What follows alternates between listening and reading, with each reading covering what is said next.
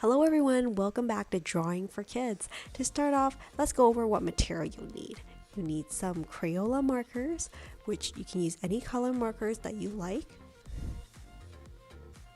Next, you also need some paper. In addition to that, you'll need some black markers, such as Sharpies. Okay, so as I'm going along, I'll go step by step on how to draw this character, but I really like to invite you to add your own little twist to it to make it your own. There's no pressure to necessarily draw exactly what I have, but let's use that as a guidance to see what we can come up with. As always, remember to add in a little bit of your imagination to make it your own. You can do this drawing with your family and friends, and at the end of it, maybe check out how everybody's drawing turned out at the very end. Are you ready? So we're gonna get started.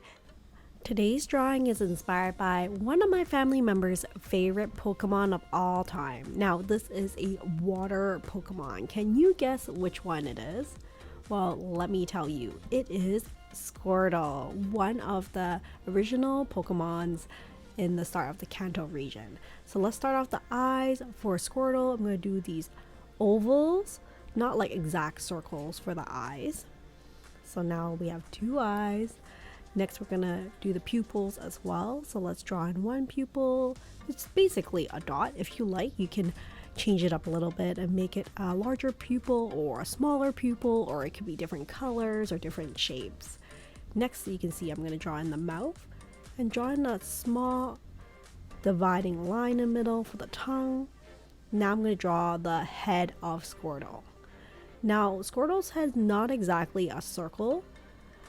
It's more of an oval, but feel free to change it up. You can make Squirtle's head much bigger or much smaller. Like, have fun with the drawing and just use your imagination.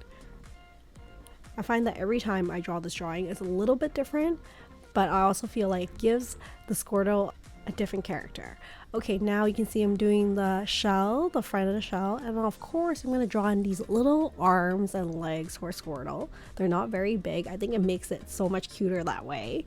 You can make them bigger if you would like, or have him like doing certain gestures, let's say holding out a flag or like a birthday cake could be an idea as well. Here's the back of the shell, and I'm going to draw the rim of the shell as well. It looks pretty cute already, right? Okay, let's not forget to draw the design on the back of the shell and also a tail as well. Squirtle has a little bit of a twirl or a whirl at the end of the tail, so we'll do that. I think it looks pretty cute. Now let's do a pattern in the front of Squirtle's shell. You can do exactly what I'm drawing, or you can do something completely different. Let's say if you like star patterns or heart patterns, or you can write your name in the front of a shell. That can also be an option. It doesn't need to be exactly the same as mine. So here I'm just taking my time, drawing my outline for the drawing very slowly. I don't really need to rush because I feel like drawing is about having fun and enjoying the process. So now I'm finished the outline for the drawing. I'm gonna start coloring my Squirtle. Coloring is one of my favorite parts because you get to play around with all types of different colors, and you could have like a totally different Squirtle than what your neighbors or your friends is drawing.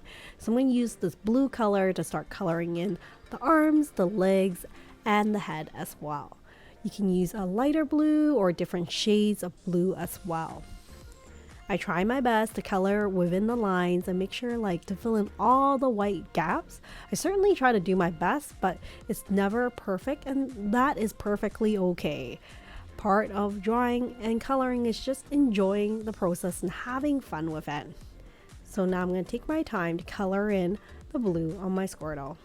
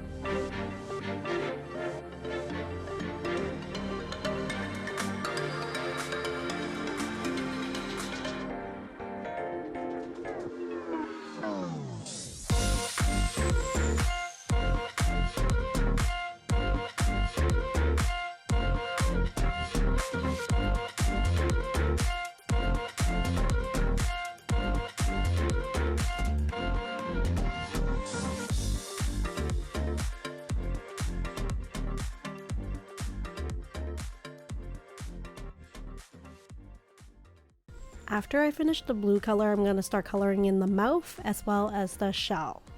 Now, if you want to make this a little bit more challenging, you can think of what kind of background or accessories you may add for your Squirtle. So for example, you could add a really crazy hat, a long scarf, or maybe a flag for Squirtle to hold on to. That will really help you tell the story behind your drawing.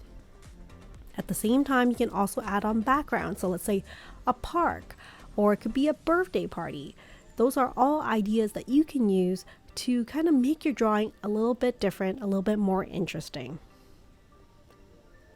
From here, I'm going to use my apricot or peach color to color the front of the shell. I don't think that's the exact right color for Squirtle, but it's okay. I think it looks pretty cute with this color anyways. Sometimes you just have to substitute with whatever colors you have available. But I think our Squirtle looks really cute right now. What do you think? Hey, I have an idea. If you really like this drawing, you could consider doing this drawing again, or maybe drawing lots of little Squirtles in the background as well. Wouldn't that be really awesome? So that's it for this easy step-by-step drawing of Squirtle from Pokemon. Did you enjoy this drawing? Here's a closer look at how it looks like. Remember that drawing takes a lot of practice, so keep practicing. If it doesn't look good the first time, just keep doing it again and again, and eventually you will get better at it. Well, that's it for today. Thank you so much for joining me on another easy step-by-step drawing. I look forward to hear from you if you have any comments or suggestions for other drawings that I should do in the future. Well, that's it for now. I will see you next time. Take care and stay creative, everyone. Bye for now.